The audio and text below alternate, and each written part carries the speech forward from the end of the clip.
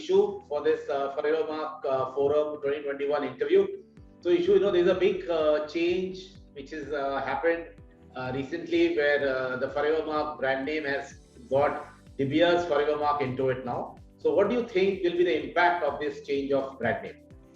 The impact will be huge. And come to think of it, honestly, before I came into this business, and this is a first generation business. My father was not in this business. While I was in college, I knew the word De Beers. I knew that De Beers was the world's biggest diamond miner. My personal opinion is that, it's going to have a very positive impact because most consumers identify with the name De Beers as a miner. So in a way, you're saying, as a retailer, I'm saying that my diamond is coming to you from the mine, literally. De Beers is giving me, I'm selling that diamond to you. So I think there's going to be a very nice, strong brand identity and connect. Ishu, going forward, you have been part of the Forever Mark program for the last 8 years now. What do you think is the future for diamond jewelry and Forever Mark diamond jewelry, especially this year? After the pandemic, we have opened up now after the second wave, and I think in Mumbai it's now slowly getting more and more relaxed. So, what do you see will happen till March 2022? So, we've been with Forever Mark. We were with Forever Mark even earlier with Sachin, with his ideas, with his taking us on those knowledge trips to all over the world. It has definitely helped. Now going forward, what is happening is, because CVD has come into the market and a lot of players and a lot of things are happening, I think now branding is going to be even more important. And when we talk about De Beers as a brand, and that every diamond has a certain number which can be checked. There's a